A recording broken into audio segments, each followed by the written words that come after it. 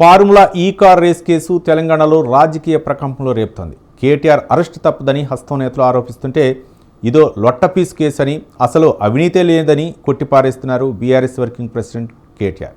నాపై కేసు పెడితే సీఎం రేవంత్ రెడ్డిపై కూడా కేసు పెట్టాలని డిమాండ్ చేస్తున్నారు. మరోవైపు ఈ కేసులో ఈడీ దూకుడు పెంచింది. అధికారులు విచారణకు సిద్ధమైంది. మరి కేటీఆర్ విచారణకు హాజరవుతారా, లేదంటే అవినీతే లేదంటే డుమ్మా కొడతారా?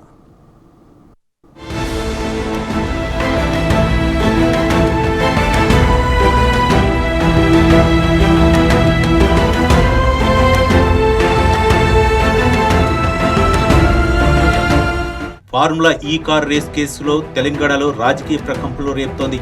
నువ్వా నేనా అన్నట్లుగా సాగుతున్న బీఆర్ఎస్ కాంగ్రెస్ పొలిటికల్ ఫైట్ ను మరింత తీవ్రతరం చేసింది.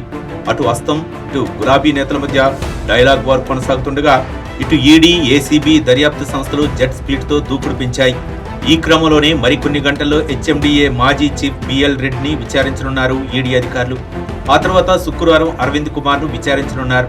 ఈ మేరకు ఇప్పటికే కేటీఆర్ తో సహా ఇరువురికి నోటీసులు జారీ చేశారు అధికారులు.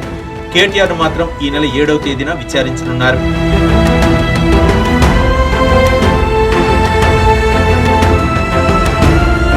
ఇక ఈడీ నోటీసుపై స్పందించిన కేటీఆర్ 7న ఈడీ విచారణకు హాజరుపై మా లాయర్లు నిర్ణయిస్తారని చెప్పుకొచ్చారు.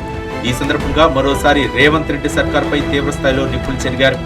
అవినీతే లేనప్పుడు కేసు ఎక్కడిదని ప్రశ్నించారు. తనకు న్యాయస్థానాలపై నమ్మకం ఉందన్న ఆయన ఫార్ములా ఈ కేసు ఒక లొట్టపీస్ కేసు అంటూ వ్యంగ్యాస్త్రాలు సంధించారు. తనను అరెస్టు చేసేందుకు ఇది మరో ప్రయత్నమని, రేవంత్ కి ఏమీ దొరకటం లేదని చెప్పారు కేటీఆర్. జడ్జి అడిగే ప్రశ్నలకు ఏజీ దగ్గర సమాధానం లేదన్నారు. తనపై కేసు పెడితే రేవంత్ పై కూడా కేసు పెట్టాలని డిమాండ్ చేశారు. తనను ఏదో రకంగా జైలుకు పంపాలన్న కుట్ర చేస్తున్నారని మండిపడ్డారు. ఏసీబీ ఎఫ్ఐఆర్ తప్పని, కేసులో పసలేదని తెలిపారు. కేటీఆర్ చేసిన ఈ వ్యాఖ్యలపై కౌంటర్ ఇస్తున్నారు కాంగ్రెస్ నేతలు.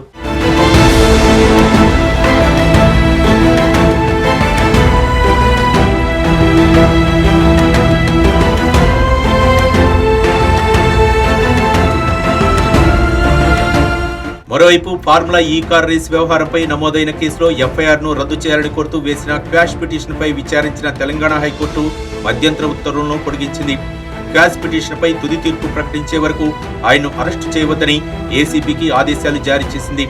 డిసెంబర్ 31 వరకు ఇచ్చిన మధ్యంతర ఉత్తర్వులను పొడిగిస్తూ ఈ ఆదేశాలు జారీ చేసింది హైకోర్టు. ఫార్ములా ఈ కార్ రేసింగ్ కోసం విదేశీ కంపెనీల నిబంధనలకు విరుద్ధంగా డబ్బులు చెల్లించారని మున్సిపల్ శాఖ ప్రిన్సిపల్ సెక్రటరీ దాన్ కిషోర్ ఇచ్చిన ఫిర్యాదు మేరకు కేటీఆర్ పై ఏసీబీ డిసెంబర్ 19న ఎఫ్ఐఆర్ నమోదు చేసింది.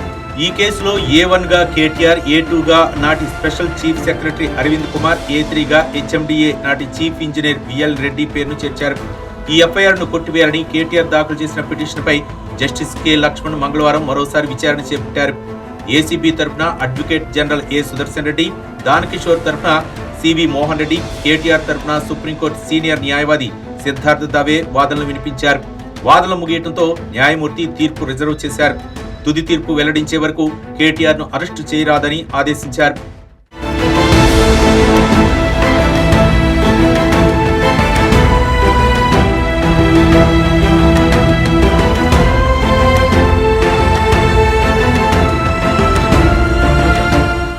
ఇకపోతే కేటీఆర్ అరెస్టుపై గత కొద్ది రోజులుగా గట్టిగానే ప్రచారం జరుగుతోంది. రేవంత్ సర్కార్ అధికారంలోకి వచ్చింది మొదలు కేసీఆర్, కేటీఆర్ అరెస్టు తప్పదంటూ చెప్పుకొస్తోంది. కాళేశ్వరం విద్యుత్ కొనుగోళ్ల వ్యవహారంలో కేసీఆర్ అరెస్టు అవుతారంటూ గత కొద్ది రోజులుగా ప్రచారం సాగింది. ఆ తర్వాత ఈ వ్యవహారం కమిషన్ పరిధిలో విచారణలు కొనసాగుతుండగా కేటీఆర్ అరెస్టు తప్పదన్న టాక్ గత 3 నెలలుగా సాగుతుంది. ఇప్పుడు అప్పుడు అంటూ ఈ ఎపిసోడ్ రాష్ట్ర రాజకీయాలను రక్తి కట్టించింది. ఈ ఫార్ములా కేసు కంటే ముందే లగచర్ల కేసులో కేటీఆర్ అరెస్టు తప్పదన్న ప్రచారం సాగినప్పటికీ అది మాజీ ఎమ్మెల్యే పట్నం నరేందర్ రెడ్డితోనే ఆగిపోయింది. మరి కాంగ్రెస్, బీజేపీ నేతలు ఎదురు చూస్తున్నట్టు కేటీఆర్ అరెస్టు తప్పదా?